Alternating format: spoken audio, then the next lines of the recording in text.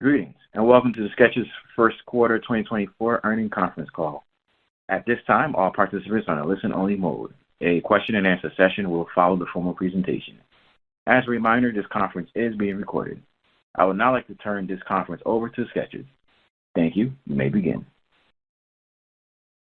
Good afternoon, everyone. My name is Karen Lozano. I'm the General Manager of Store 2 in Gardena, California, and I've been on the Skechers team for an exciting 11 years. Thank you for joining our Skechers conference call today. I will now read the Safe Harbor Statement. Certain statements contained herein, including, without limitation, statements addressing the beliefs, plans, objectives, estimates, or expectations of the company or future results or events may constitute forward-looking statements that involve risks and uncertainties. Such forward-looking statements involve known and unknown risks, including but not limited to global, national, and local, economic, business, and market conditions, including the impact of inflation, foreign currency fluctuations, challenging consumer retail markets in the United States, wars, acts of war, and other conflicts around the world, and supply chain delays and disruptions in general and specifically as they apply to the retail industry and the company. There can be no assurance that the actual future results, performance, or achievements expressed or implied by any of our forward-looking statements will occur.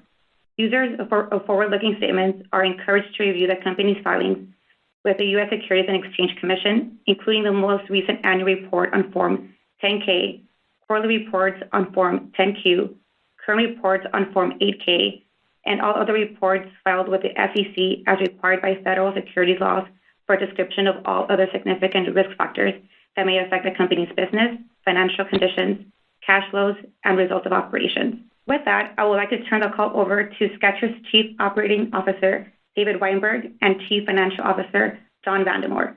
David? Good afternoon, and thank you for joining us today for our first quarter 2024 conference call, which marks our 100th as a public company. We started the year with a new quarterly sales record of $2.25 billion, an increase of 12.5% or $250 million compared to last year, and an adjusted diluted earnings per share record of $1.33. Additionally, we achieved gross margins of 52.5% and an operating margin of 13.3%. These impressive results were driven by growth in both our reportable segments, direct-to-consumer and wholesale, as well as across all regions of the world.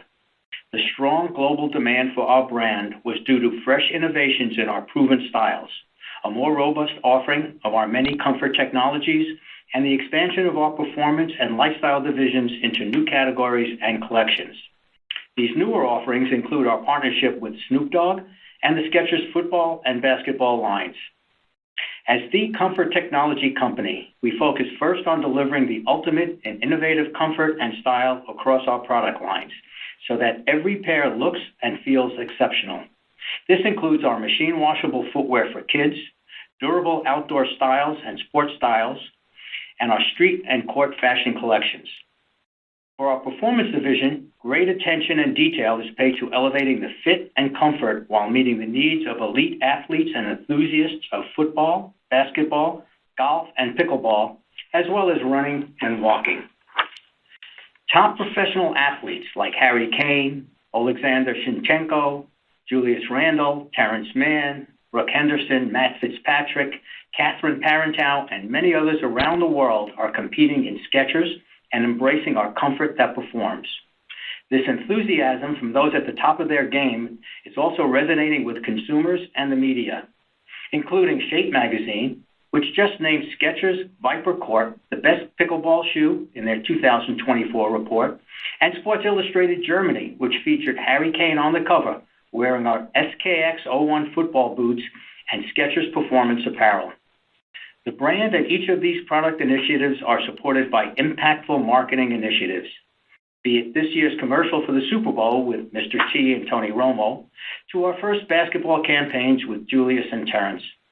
In the quarter, we launched new spots for kids, bobs, max cushioning, and work, all with Skechers hands-free slip-ins. And just last week, we added a new lineup of commercials that includes Skechers Uno with actress Ashley Park and Go Walk slip-ins and apparel with TV host Amanda Kloots. Along with these on-air campaigns, we employ a 360-degree marketing approach reaching consumers at multiple touchpoints. To achieve the notable growth that we have this quarter and to continue to meet the needs of consumers around the world, it takes the effort and dedication of the entire global Skechers team, our designers and supply chain partners who ensure our product is of the highest quality, and our third-party retailers whom we have valuable relationships with. We thank each associate, employee, and colleague for working together for our continued success. Looking at our first quarter results, sales increased 12.5% to $2.25 billion. International sales increased 15%, representing approximately 65% of our total sales in the first quarter, and domestic sales increased 7.8%. By region, EMEA increased 17%, APAC by 16%, and the Americas by 7.8%. Additionally, both wholesale and direct-to-consumer grew nicely in the quarter. Our wholesale sales increased 9.8%, reflecting a return to growth in both international at 11% and domestic at 7.7%. Internationally, the increase was due in part to improved inventory position at certain partners, the growth of our distributors across geographies, and particularly strong sales in China, Germany, and the UK. For domestic, the return to growth was a result of significant improvement in the flow of orders with both improved ASPs and volume. Skechers is in demand by many of our customers around the world, as is evidenced by our strong sales. Direct-to-consumer, which increased 17%, continues to be an important segment of our business and an indicator of positive consumer appetite for our brand. With growth in nearly every market for both our brick-and-mortar and e-commerce stores, we saw a 24% increase internationally and an 8% increase domestically. We ended the quarter with 5,203 Skechers branded stores worldwide, of which 1,671 are company-owned locations, including 565 in the United States. We opened 52 company-owned stores in the quarter, including 22 in China, 10 in the United States, 5 in Colombia, and 2 in both India and Korea. We closed 29 stores in the quarter. Also in the period, 95 third-party stores opened, including 54 in China, 9 in Indonesia, and 3 each in Australia, the Philippines, and Turkey. This brings our third-party store count at quarter end to 3,532. In the second quarter to date, we've opened 15 stores, including 3 company-owned stores in both China and the United States. We expect to open 155 to 170 company-owned stores worldwide over the remainder of 2024. Our record sales in the quarter, along with our efforts to manage inventory levels, resulted in a 9.4% reduction year over year and an 11% reduction from December 31st, 2023. We believe our inventory levels are healthy and comprised largely of proven sellers, fresh innovations, and new product categories. To efficiently manage our inventory flow, we continue to invest in our logistic capabilities, including our new distribution center in Panama, which is expected to be operational in the second quarter, as well as a new company-operated DC in Colombia, which we plan to move into later this year. To efficiently grow our business worldwide and meet the needs of consumers seeking the ultimate in comfort technology, we continue to invest in our operations, product, and marketing. With our numerous accomplishments over the past quarter, we look forward to strategically growing our business in the coming year, as well as in the years ahead. And now, I'd like to turn the call over to John for more details on our financial results. Thank you, David, and good afternoon, everyone. Skechers delivered another strong quarter of record financial performance, exceeding both our top and bottom line expectations. Our diverse portfolio of high-quality products, combined with our commitment to delivering these products at a reasonable price, clearly resonates with today's consumer. We achieved record sales of $2.25 billion, growing 12.5%, and earnings per share of $1.33, growing 30% year over year. On a constant currency basis, sales were $2.27 billion, and earnings per share were $1.37. These results were driven by a healthy recovery in our wholesale segment, particularly in the United States and Europe, and continued momentum in our direct-to-consumer segment. Despite persistent economic headwinds, our performance this quarter underscores the strength of the Skechers brand worldwide and the consumer demand for our innovative products, together driving us towards our goal of achieving $10 billion in sales by 2026.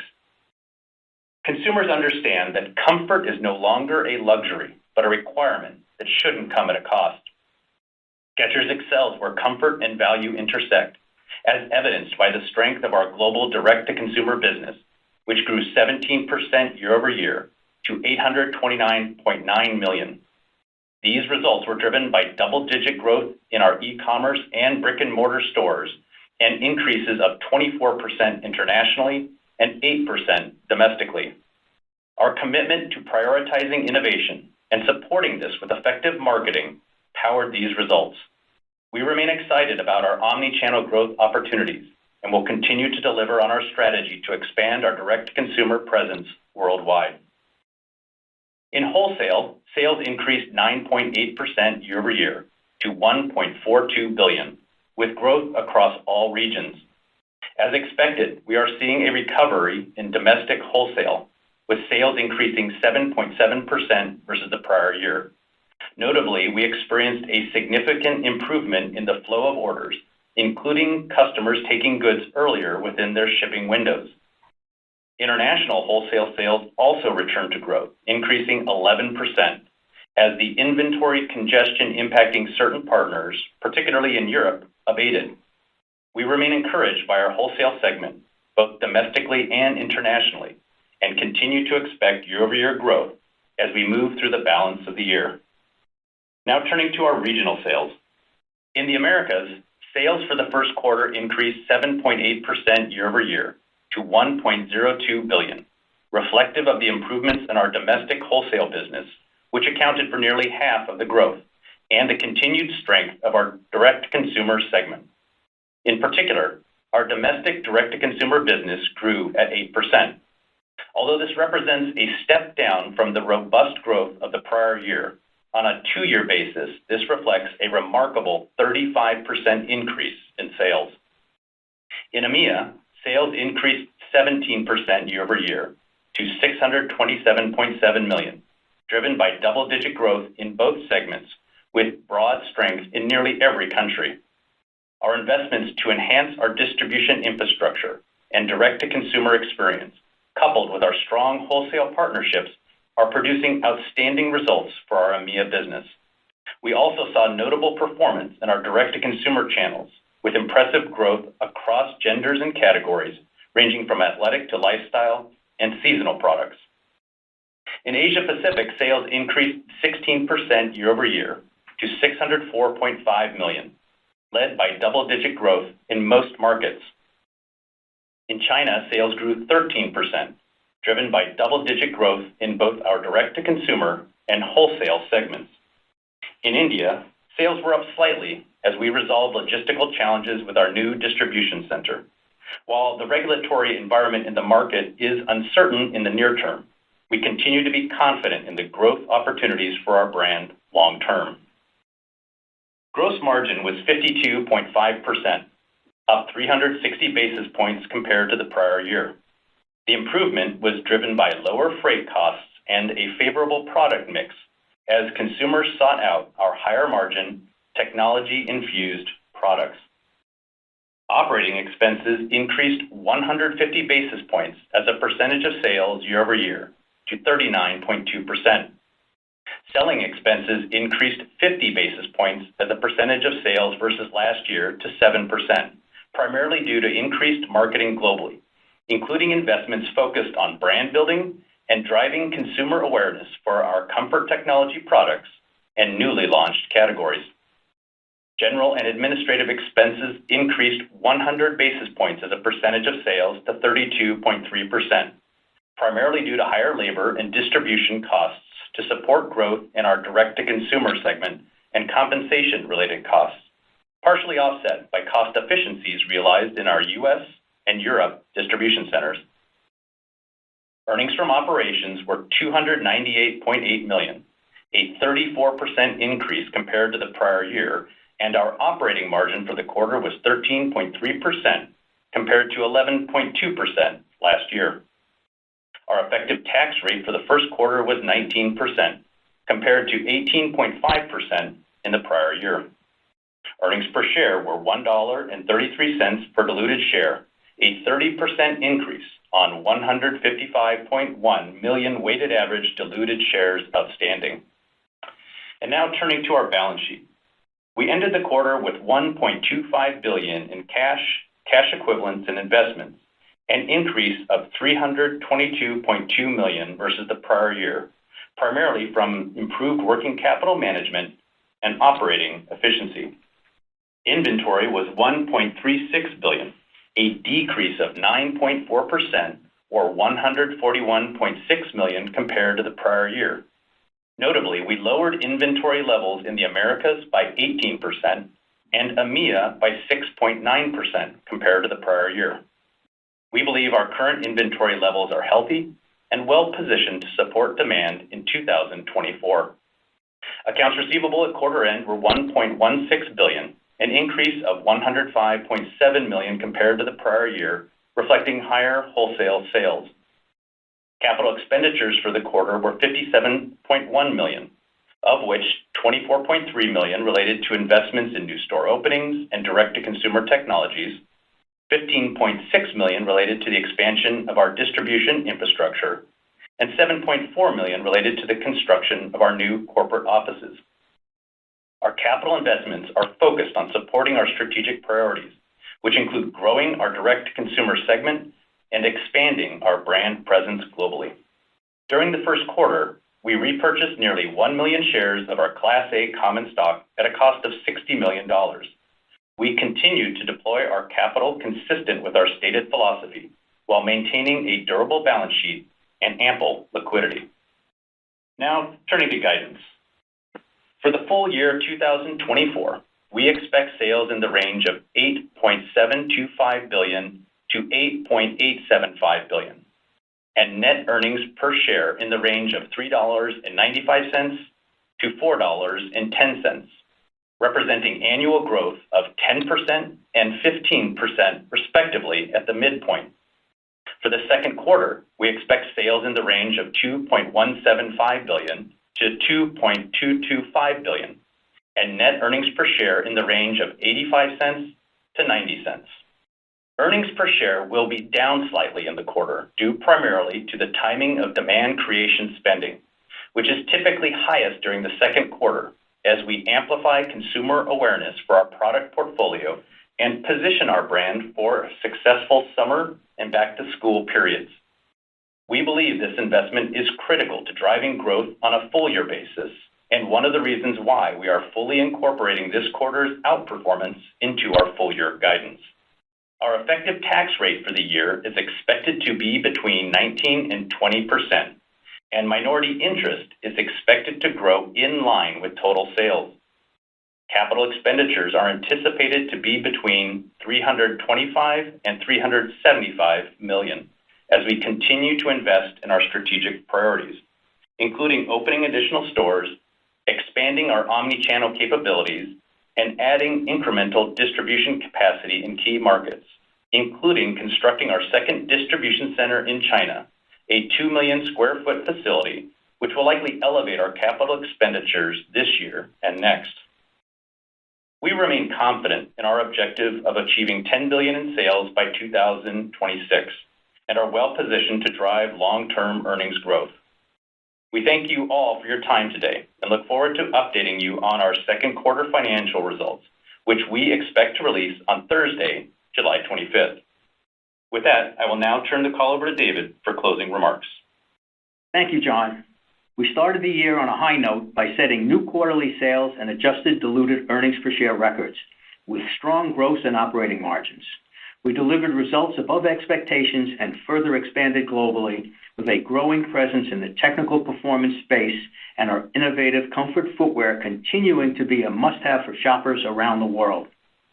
Skechers is delivering on its fundamental design tenets of style, comfort, innovation, and quality at a reasonable price, which is resonating with shoppers from all walks of life. We believe comfort is a top priority and that casual and athletic are in high demand. While e-commerce continues to exhibit strength, people are also looking to engage and shop in our physical stores. We are committed to delivering high-performance comfort technical footwear while broadening our offering of Skechers hands-free slip-ins, developing new looks in our sport, street, and casual divisions, enhancing the Skechers shopping experience at all touch points, and operating in an increasingly efficient manner. Our extensive product offering, best-in-class partnerships with our distribution network, and strong global demand give us confidence that we will have another record-breaking year as we continue to evolve and innovate and move toward our goal of $10 billion in annual sales by 2026. We again want to thank our entire supply chain and the Skechers team for delivering another successful quarter. I'd like to take a moment to thank all involved for their continued efforts assisting in delivering these results as we mark our 100th call. Now, I would like to turn the call over to the operator for questions. Actually, before turning to the operator, I want to take a moment to commemorate this, our 100th earnings call as a public company. Skechers began trading on June 9, 1999. Many of the employees present that day continue to be deeply involved in the company, including our management team. However, only one person has been on each and every one of our earnings calls since going public. As we celebrate today's milestone of our 100th earnings call, we want to take a moment to acknowledge and honor the remarkable commitment of David Weinberg, our Chief Operating Officer. For over 30 years, he has been integral to Skechers' success, and his dedication has been unwavering. So, on behalf of Skechers' Board of Directors, senior management team, and employees worldwide, I would like to sincerely thank Mr. David Weinberg. I also want to extend heartfelt gratitude to the many other key contributors to the earnings process, including Jennifer Clay, our Vice President of Corporate Communications, as well as our dedicated finance, accounting, investor relations, and legal departments, all of whom have contributed to our journey of growth and success as a public company. With that said, I will now turn the call over to the operator. Thank you. At this time, we will be conducting a question and answer session. If you would like to ask a question, please press star 1 on your telephone keypad. A confirmation tone will indicate your line is in the question queue. You may press star 2 if you would like to remove your question from the queue. For participants using speaker equipment, it may be necessary to pick up your handset before pressing the star keys. And our first question comes from the line of Jay Sole with UBS. Please proceed with your question. Great. Thank you so much. My question is just there's so many positives in Q1, really strong guidance raised for the full year. If you could boil down really what was above your expectations and what really drove the strong results in Q1 to one or two things, what would you say? Product. Don't we always? Yeah, I think it's the success of the product. It's manifest in, a stronger domestic wholesale rebound than we had originally anticipated for the quarter. Continued strength on the domestic and international direct-to-consumer front. In a lot of ways, the quarter came out how we hoped it would when we started the year. We just didn't have all the data yet that would suggest we'd get fully there. And I think what you're seeing in the results, which are, we would argue some of the broadest, strongest results, we've seen in a while. It's a reflection of the success of the product across the board. Okay. And maybe, Jen, if I can follow up on that, just there's a lot of talk in the industry about, a lot of brands getting more focused on the wholesale channel, and potentially what the impact of that is on Skechers. Can you just give us a sense of what you see in your order book as you look out, through Q2 and, to the extent you have visibility through the rest of the year and how you see the wholesale business developing, obviously after, a very strong quarter? Well, if you remember, as we began the year, we expressed optimism in what we were seeing in our early bookings. You see in the domestic wholesale rebound in particular and the returns in Europe, that came through. I think it's only gotten stronger since then. So I would say, again, kind of echoing David's original comment, on the back of the product that we're delivering, the innovation that we're bringing to the market, as well as, entry into some newer categories for us, We continue to see really healthy signs on the wholesale front. We expect that to then carry throughout the year. And so that, I think, again, speaks to the broad strength in the brand right now. Okay. Thank you so much. Thanks, Jay. Thank you. Our next question comes from the line of Laurent Vasilescu with BNP Paribas. Please proceed with your question. Oh, good afternoon. Thank you very much for taking my question, and congrats on the beat, the raise, and David for your 100th call, and to many more calls together. John, I wanted to ask. Last quarter, I think you called out that wholesale should grow high single digits for the year. Should we assume that grows low double digits now? And if that's the case, can you maybe parse out how do we think about domestic versus international wholesale for the year? Well, right now, we're anticipating that the wholesale, segment will grow kind of mid to high single digits. Again, we're seeing really encouraging signs in our wholesale activity, our order book, as well as, just the sell-through that we're seeing. We're seeing also some really good success with partners who have come to fully embrace our comfort technology product suite. And so I would suggest to you that we're likely to see, something between mid to high single digits. I do think the power for that is going to come from the international side of the business, but we're incredibly pleased with what we saw in domestic wholesale. You said at the beginning of the year we were confident we would see some rebound in the first half of the year. We've seen it in the first quarter at about 8%. I expect that we'll see some in the second quarter as well, and then beyond the current booking window, we're starting to receive orders, and they all continue to suggest that things will continue to grow, which is a great position for the brand to be in. Fantastic. Good to hear. John, your 10K calls out that you're going to embark on a multi-year ERP implementation. For the audience, can you maybe talk about the OPEX and CAPEX investments embedded in your guide for this year's ERP? I know it's the first year. And then longer term, once you complete this ERP, where do you think the opportunity is for the operating margin for the company? Well, taking your last bit of the question first, nothing has diminished our enthusiasm for our opportunity to get, first into those double digits, those low double digits that we've spoken about. Obviously, a 13% operating margin this quarter was exceptional. We're incredibly pleased with that. Still working for this year to get into the double digits. I would say, the implementation for the ERP, as well as a lot of other things we're doing in the company, speak to our intent to continue to grow this brand to that $10 billion and beyond. It's one of many investments we are making regularly to improve the opportunity that extends from everything in the system, to stores, to distribution functionality. So I would consider it all, part of a suite of investments we're making across the globe to continue to drive this business, because we believe, again, as we've said before, 10 billion is a waypoint. It's not the ending point. We will continue to grow this brand beyond that. I would say from a capital, from an OPEX perspective, it's all embedded in what we've given you and what we will give you going forward, so that we don't have to talk about these irregular items as adjustments. We'd rather just embed them into the guidance, and they're fully encapsulated in what we've given you.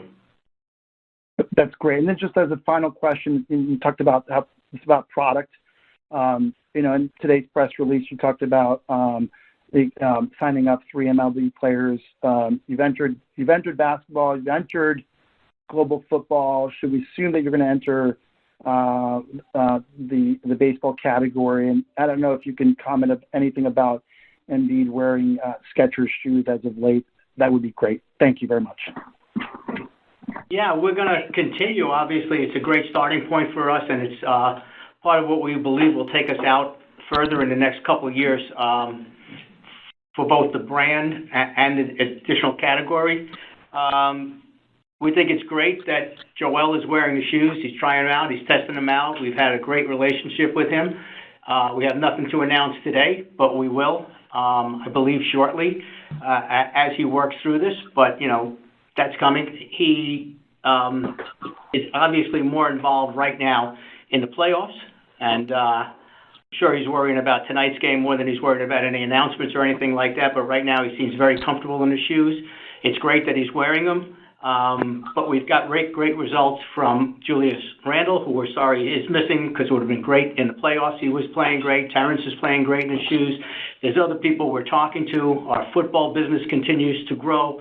We've actually signed a cricket player as we move forward and sponsoring the Mumbai Indians as we go forward as a team. So we're moving into a lot of sports, a lot of categories. Baseball, as you mentioned, we think it's all positive for the brand, for people's understanding of the quality and intensity we develop shoes with and how comfortable they are, even though they're made very, very well and compete at the highest level. So we think that's all positive for the brand, but right now that's just building for the future. The success today comes from what exists today, what we continue to bring forward.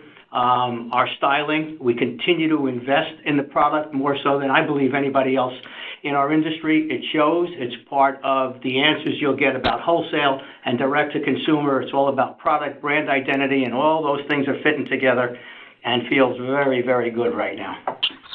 That's great to hear. Thank you so much. Thank you. Our next question comes from the line of Jim Duffy with Stifel. Please proceed with your question. Thank you. Great job to the Skechers team. Very clear evidence of share gain in an otherwise difficult market. And David, that's a phenomenal run. 100 earnings calls. That's a lot of time dealing with the sell side. My sympathies are with you for that. Let me just start on China. I wanted to ask a question about distribution center capacity there. You only began to ramp the prior China DC in 2021. I'm guessing growth in China since then has been below what you might have forecast. I'm curious where this additional China DC takes your capacity and how you've thought about that. Well, originally, the first distribution center was not to take care of all the volume. So we knew we were underutilized when it was finished. We used a lot of third parties, logistics people in China because it's spread out and done.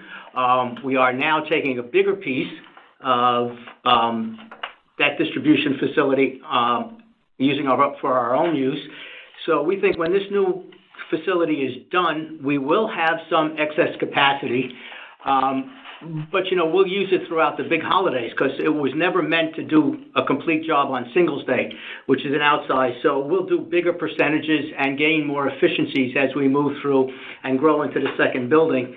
And I think it should set us up very, very well to be significantly more efficient with our online and direct-to-consumer businesses in China. Great, thanks.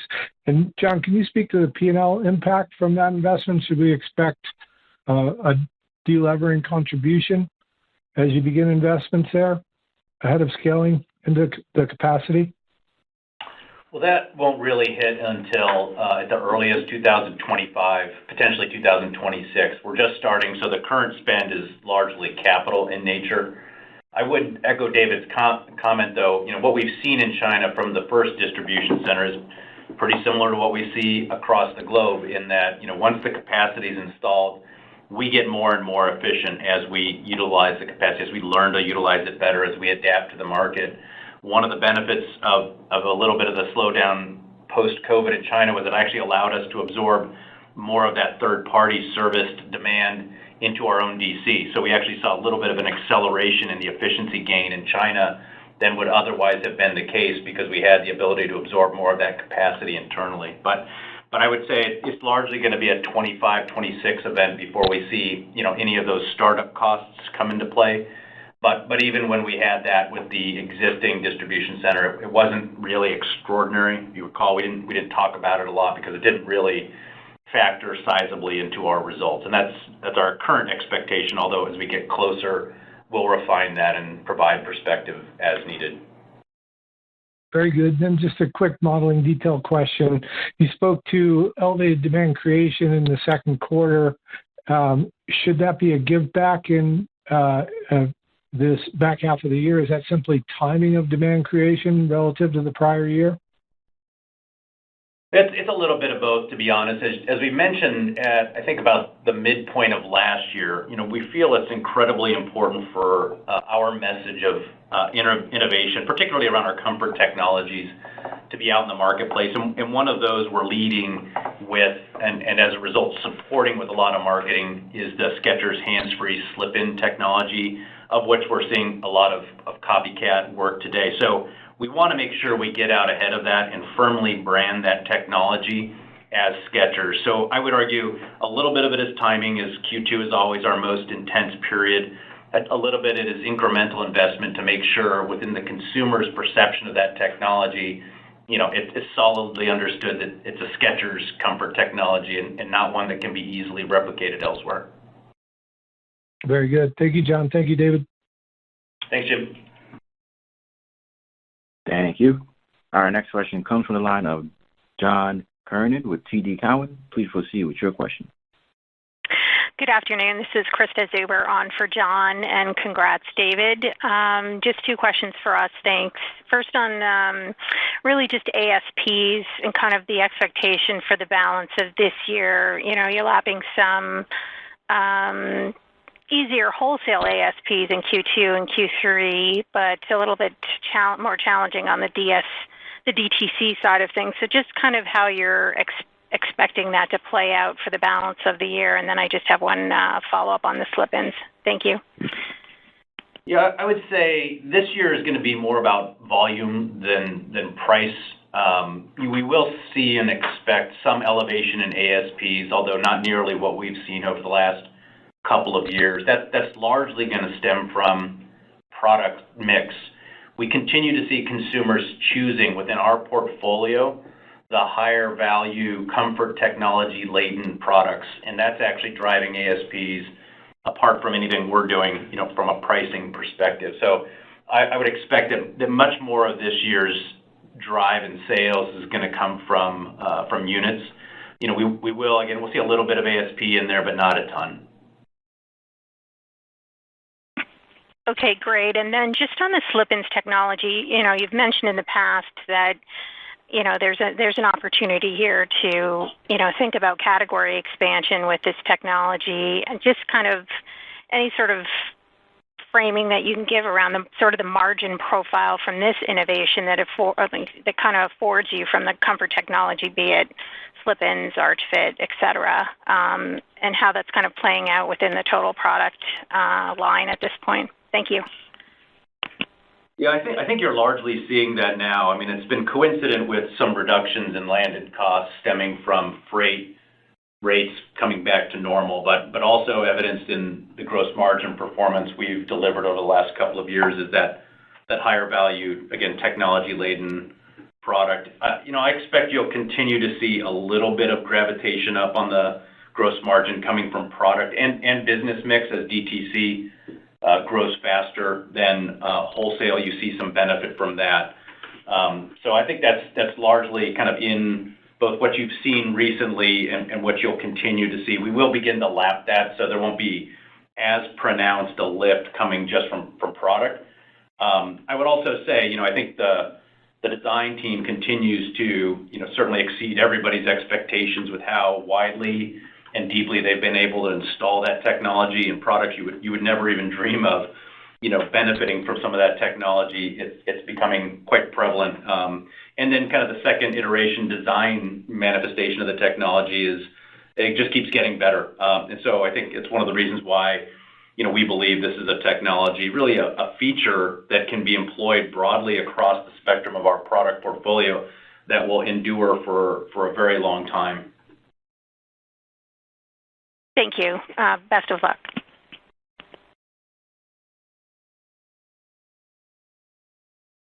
Thank you. Our next question comes from the line of Rick Patel with Raymond James. Please proceed with your question. Thank you. Good afternoon, and congrats on the strong performance and the super impressive milestone, David. Can you unpack the performance of domestic wholesale being up 7.7% a little bit further? What do you see as being the primary driver of that rebound? Is it higher volume within the same accounts? Are you broadening accounts as you launch new products? And secondly, you alluded to orders coming in a little bit earlier than you expected. Does that mean that we should be modeling a slower growth rate in the second quarter? Just some color on the shape of growth for this year would be great as we think about wholesale growing mid to high single digits for the year. I think the biggest factor, most immediately was we've seen more wholesale customers embrace the technology. It was this time last year as we really started to proliferate some of our comfort technologies in our own stores. Not everybody in the wholesale world was equipped or poised to be able to take advantage of that. And I think what you're really seeing is, post a pretty decent holiday, they were open to buying in and then also supporting with marketing and price those technologies, and they've sold through really well. So really what I think we saw more than anything else was not new orders as much as an acceleration of existing orders, customers wanting products sooner to fulfill what had sold out. As we said all of last year, we always saw really good price sustainability. We saw good margins. Inventories were lean. I think we're starting to finally see the benefit of that as some of the partners out there, cleanse themselves of some of the inventory issues they were suffering from last year. And so I think that will continue. As we said at the beginning of the year, we knew the first half of the year would grow. I think you can probably expect at this point, a similar level of growth on the second quarter in domestic wholesale. We'll see. It always boils down in the second quarter, in particular to the timing of shipments toward the end, as accounts start to stock up for back to school. But right now, I'd say again, we continue to see optimistic signals, and that would lead us to expect in the second quarter a pretty similar level of growth. I think it's important to remember that all of this happens primarily based on sell-through performance of the product that they're seeing now. So you go back to the original piece is all the good things happen when the consumer likes the product and comes in and shops and moves through it. So it starts from sell-throughs against available inventory, sell-throughs against what you have purchased already, where you're open to buy sits, and a manipulation of, and we're seeing all positive pieces of that around. And can you also help us with the puts and takes of gross margins going forward? Aside from the DTC outperformance, what's the right way to think about freight? Does that remain a benefit in the second quarter, and how do you expect to exit the year on freight, just given the volatility we've seen in the freight rates? Yeah, we don't expect a lot further from this. I think we'd always said that Q1 was the last quarter where you'd see a significant contribution from freight. If anything, right now, as you look forward, although freight rates are stable generally, certainly there's some impact observed in, kind of European routes because of the Red Sea situation. We don't think that'll be a big impact, but I think it speaks to the fact that, rates have kind of returned to normal now. We don't expect that to be a significant driver either of, a positive or a negative influence on gross margin. I think what you're going to continue to see us benefit from is that channel mix as well as product mix. Very helpful. Thanks very much. Thanks, Rick. Thank you. Our next question comes from the line of Adrienne Yih with Barclays. Please proceed with your question. Great. Thank you very much. And let me add my congratulations. Fabulous start to the year. My first question is similar on the input costs. So freight sort of starts to expire, but I'm wondering if you have visibility on non-freight input costs and through the year end. And then my second question is on the demand creation spend. How should we think about dollar growth in 2Q relative to 3Q and 4Q? But more importantly, it sounds like it's a brand awareness and owning the technology. Have you baked in within that midpoint of 10% sales growth, have you baked in more sales growth from the incremental ad spend, or is this more sort of owning that technology, brand awareness, and if there is any upside, it's on top of that? Thank you so much. In terms of input costs, we don't see anything that's, quite frankly, worth commenting on with regards to our projections. So the honest answer is nothing really worth discussing. There's always, movement, here and there, with input costs, FX, et cetera. But at this juncture, we don't see any of that having a material impact on our either product level margins or overall gross margins. I would say on the marketing, it is the quarter in which we lean in. It typically is, a couple hundred basis points higher than average. I think that's kind of the quantum you can expect. In terms of sales, I would say, it certainly factors into our projection, but it really is spend that benefits the entirety of the year. So it's not really just about aligning Q2 sales with the marketing. As we said on the call, one of the reasons we flow through the upside that we did to the full year guide is the marketing is out there, it's working. We continue to excel in this category of comfort technology in general and our hands-free slip-ins in particular. And so the spend, in the quarter will benefit the entirety of the balance of the year. So there's not really a one-to-one correlation. That being said, we always try to construct our guidance such that there's a more likely than not chance, we can meet or exceed that. Q2 does depend highly on the timing of shipments out of the back end as accounts take stock of where they need to be for back to school. So I would say, if anything, I'm probably slightly, more optimistic about what we can do in the quarter, but, we want to see a little bit more of the quarter materialize before we make any decided calls on that. Yeah, I should point out from my perspective, it's the advertising spend is definitely anticipatory. We try to anticipate where we have potential significant growth in those territories that are growing to try to fuel them. We usually try to take it from those places that are flattening out or showing some deterioration for whatever reason, but we have no deteriorating marketplaces now that we need to go into. So when we anticipate around the world for our growth and we have a lot of white space, we're investing upfront, and we do anticipate that it comes back at a later time. It may be third quarter, fourth quarter, or beyond, but that's what drives our international business. So it is a reflection of what we see out there, the demand, the white space, and what space we think we can continue to absorb. So it does reflect our thought process on going forward on what it'll do for sales. It's great to see a company playing offense these days, so congrats.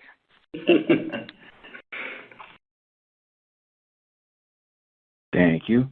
Our next question comes from the line of Tom Nikic with Wedbush Securities. Please proceed with your question.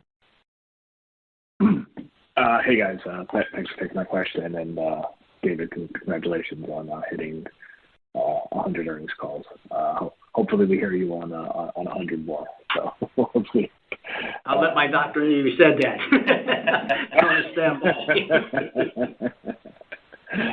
I wanted to ask about China. So obviously China's been pretty solid the last couple of quarters. I think you've had 4 straight quarters of double-digit growth. The compares, get more difficult in China, and some of them, macro headlines coming out of China seem a bit mixed. How should we think about, the growth opportunities in China for the rest of the year? Well, first, I'd start off by reiterating, what you implied, which is, the China story for us continues to be one of a pretty strong recovery, all things considered. We're incredibly pleased with what we saw in China this quarter, and, it reflects a lot of work by our team there to succeed despite, some of the challenges that persist. As we look at the balance of the year, we remain cautiously optimistic that we'll continue to see more of that recovery. Keep in mind, China's a growth market. We think it has a lot of opportunity long-term for the brand. And so, when you look at compares, it's not, as much of the story as it would be in a more mature market because the brand has a lot of runway. Some of the product that's, just getting introduced into China has a long runway. So, we remain cautiously optimistic. We do acknowledge the fact that it's a market in recovery and still has some work to do to kind of fully flush out some of the issues. But I would also remark that, despite that, over the last year and a half, we've continued to see really good growth. And so, we remain optimistic, albeit cautiously, about the future. Understood. And if I can just ask a little bit of modeling minutia. John, I think you gave the store opening plans earlier. Can you give us how many stores you plan to close this year so we can get to sort of a net store openings for the year? Yeah, we don't give that out specifically. I mean, my objective would be to not close any stores because we'd like them all to be continuing to contribute. I would say when we put together that, guys, we do incorporate some expectation. So the number we give is, attempting to get to a net number. Again, keep in mind, when we're talking about stores, it's much more important for us to open the right store and not just a store. So we'll always want to continue to exercise the discipline about, making sure we're opening the right store for us. And that's something we'll continue to do. Understood. All right. Thanks very much, and best of luck the rest of the year. Thanks, Tom. Thank you. Our next question comes from the line of Jesalyn Wong with Evercore. Please proceed with your question. Hi, David. Hi, John. Congrats on a good set of quarter. I'm just wanting to dig a little bit more into Rick's question earlier. Domestic wholesale orders, up 8% this quarter seems to be a positive surprise there. But yet we're only guiding to mid-single digits to up high single digits. How conservative are they in terms of our estimates? And the other part is on the operating margins. Last quarter, you call out operating margins for this year to be guideposts of 200 basis points away from long-term target. But given such a strong first quarter, how should we be thinking about operating margins for this year?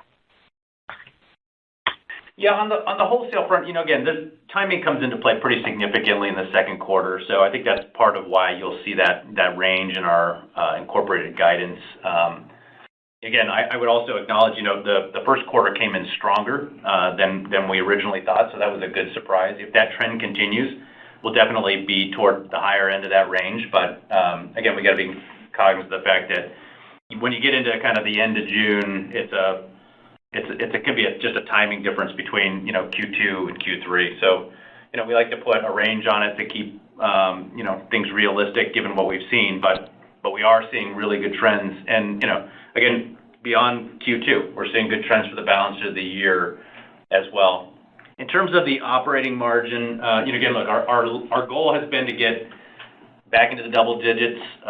We've said that's our goal. I would say certainly this quarter gives us more optimism about our ability to achieve that for the year. It's still our objective. We still have a lot of levers to pull and actions to take to help drive that. And there really isn't anything out there that gives us pause for concern, but I don't want to declare victory until we're closer to the year, but we're certainly optimistic about that progression. All right, maybe just the last question on EMEA. EMEA seems to be holding up very well. Any additional color on the exit trends there with the strength that we have seen even throughout the quarter, and how should we think about second quarter and second half into the year? Yeah, EMEA was great. Probably the most significant surprise for us was the continued strength on the direct-to-consumer side in Europe. So the side of our business that's closest to the consumer in that market, which certainly has had its share of challenges over the course of the last 2 years, performed exceptionally well for us. Strong demand for the products, strong demand for our comfort technologies. We recognize it's a dynamic environment. We're watching the consumer just as carefully as everybody else, but what we saw in the quarter was highly encouraging, relative to our business in that market. And, we're certainly expecting continued growth there. I think if we're going to see kind of an outsized growth element to the remainder of the year, it's probably going to come from the international DTC side of things. And we expect Europe to be a contributor to that. All right. Thank you. Thank you. Our next question comes from the line of Chris Nardone with Bank of America. Please proceed with your question. Thanks, guys. Good afternoon. I was wondering if you could provide an update on the trends you're seeing in your India business, given some of the recent regulation uncertainty in the market. You can comment maybe how large your business is today and what your manufacturing capacity looks like relative to the demand you're seeing. Yeah, we don't size markets, but I would say, India is certainly, one of our bigger international markets. It's kind of a standalone country. And more importantly, we think one of the bigger opportunities long term. The regulatory environment, it is what it is in the marketplace. We did see a short-term relaxation of some of the, recently enacted regulatory limitations on importation. It's not long term, though, so it continues to be an issue we deal with. We have objectives to continue to manufacture more and more product in India. The issue in the short term is simply the capacity of that market to bear it. And that's not a Skechers issue, in all honesty. That's an industry-wide issue, and that's something we continue to work on with our manufacturing partners. So, it's something we'll continue to watch. I was pleased that, India came up a little bit in the quarter, because it's also had some influences from, macro concerns, and now they're involved with, the world's largest election, which takes an awful long time to get done. And so, we're cautiously optimistic about what we'll see over the balance of the year, but the regulatory scheme is ultimately going to need to be resolved for the benefit of Skechers and the broader community of footwear and apparel providers before we have, I think, full clarity in kind of the near-term runway. But again, long-term, a great market we continue to be enthusiastic about, and we'll be visiting, in a month. Thanks, Sean. That's very helpful. And then just quick follow-up on your international business, but more broadly, can you help frame what inning we're in terms of rolling out your slip-in technology across markets? Are we talking baseball or cricket or? We're talking. I'm joking. Look, I think it's early, but I would argue it may even be early for the United States. We don't. This is a fantastic technology that's resonating with consumers. Has a lot of runway. We're incorporating it into more and more products, I think, in a unique way that will appeal to consumers. And so, I would say whichever measure you choose to use, it's early stages. I would also, though, mention, Chris, that, it's not just about, Skechers hands-free slip-ins. This isn't, in isolation. It's the portfolio of technologies we're bringing forward. It's our max cushioning, our arch fit. It's our concentration on wide widths for individuals who have that need. Our hyperburst technology. I mean, there's a lot to it, and I would say, we're continuing to press those advantages and develop more for, both the domestic as well as the international markets. Definitely more room to go on the international side just due to the timing of the rollouts, but it's hard to call a specific percentage complete at this juncture because, we're continuing to surprise ourselves sometimes on how that technology can be deployed in different products and in different ways. And it's important to remember that it's only a feature. And more importantly, is the whole brand identity. All the categories we compete in and all the product we bring forward that we continue to showcase and move into new categories with. We're going into technical athletics that may or may not have a piece that will use some of the features and not others. But all of our comfort features go into a myriad of product, and it's important to keep expanding the brand, expanding the categories, expanding our design capacities to be available for everyone and use all, not a specific, but all of the technologies available to us and all the technologies we continue to invent, for lack of a better word, or bring to the marketplace to enhance our comfort in something that's stylish and that everybody wants to wear.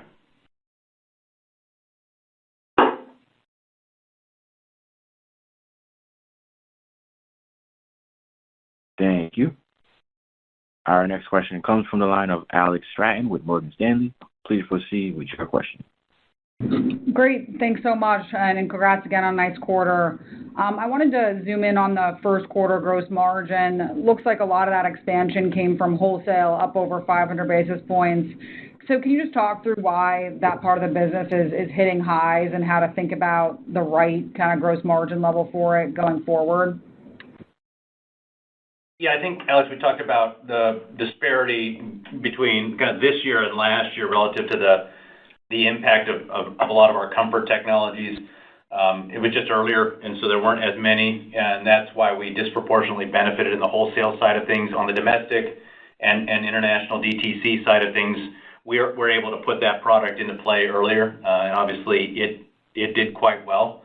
On the other way to think about it is the DTC, because it's under our total control, is almost always the leading edge for us, and so we're able to impact that business much more quickly than our wholesale side of things, be it pricing, be it any other aspect of the business, seating, and so we saw that benefit DTC in a more pronounced way last year, and we're seeing kind of wholesale catch up, particularly this quarter. Great. And then maybe just bigger picture on gross margin, since they've stepped up so much from pre-COVID levels, maybe where you think that kind of settles over time. Is this the new kind of right level, or does it come down from here? Well, we'll continue to look for opportunities to drive gross margin. I think on a year-over-year basis, clearly there'll be some uplift because, we had more of the freight in play in the first quarter last year. So that'll just naturally accrete. But also as we grow our direct-to-consumer business at an outsized pace, relative to our wholesale, that allows for continued accretion.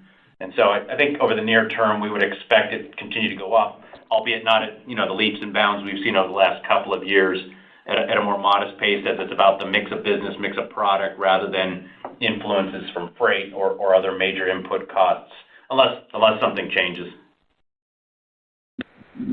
Thanks so much. Good luck, guys. Thanks, Alex. Thank you. And our next question comes from the line of Sam Poser with Williams Trading.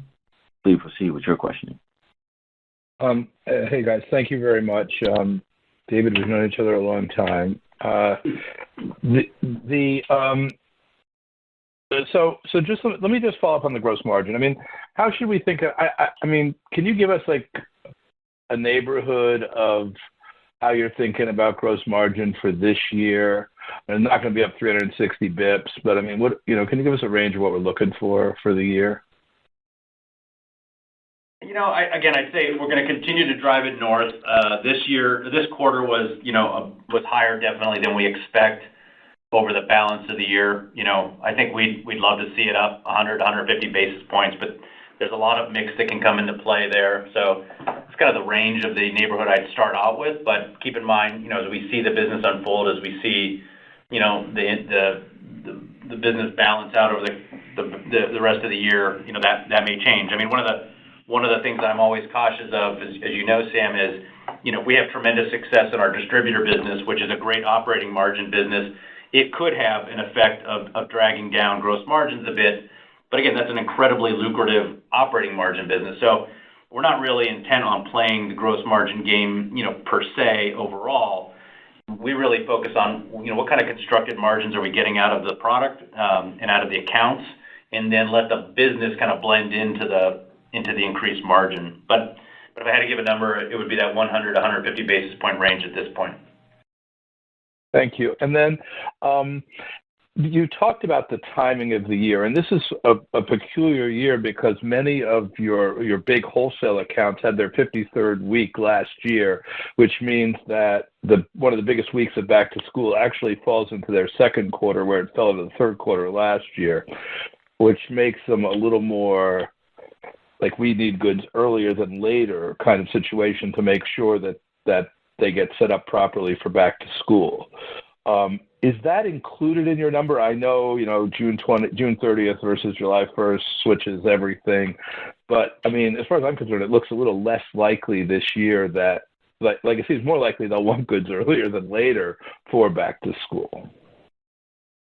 Yeah, that's just a really tough decision to call for someone. So, what we've given is, our current expectation based on the way the shipping windows are set up and the order flow. Again, I would comment, we saw improvements this quarter from earlier deliveries. Certainly feasible that we'd see that in the second quarter, but not certain. And until we start to see some action on actually adjusting shipping windows, we're not going to incorporate that fully into the guidance. But Q2, Q3 is always I know you all care about it a lot. We really don't care too much as long as the shipment goes out at one point or another, and we get it in the hands of our customers who can get it to our consumers and it can sell through, because that's, to David's point earlier, that's the ultimate arbiter of how much business we'll be able to do, and we continue to see really strong sell-throughs. Thanks. And then one last thing. The gross margin that you've been running, especially on the wholesale side, but in general, to me it looks like, can you talk a little bit about how over the years, I think you've improved in sort of measuring demand, your inventory is in good shape, and I mean, how much of that has played a part, but outside of mix and currency and various other things? How much has sort of this sort of internal processes, the evolution of the internal processes, changed, and where is that going? Yeah, I think you're seeing the results of a lot of work on margin, not just at the product level, although the product team has been integral to that as well. It's about making sure, your promotional strategy is, properly applied, that your discount structures are properly arranged. And for us, because we're operating our direct-to-consumer business alongside with many of the similar styles and products, that we're maintaining price integrity in that channel. So, it's not just one thing. It's a lot of concerted effort to make sure that we're getting the right, merchandise margin for our product. But it's also, the innovation. The innovation is certainly something we've seen pay off at the consumer level. I mean, the consumer's willing to contribute more to get the value of that comfort technology. So it's a combination of a lot of factors. You're right to point out it's not just one thing, but it's a lot of effort internally to align, every aspect of our business around driving increasingly, better profitability. Thanks very much. Continued success. Thanks, Sam. Thank you. And we have reached the end of the question and answer session, and therefore this also concludes today's conference, and you may disconnect your lines at this time. Thank you for your participation.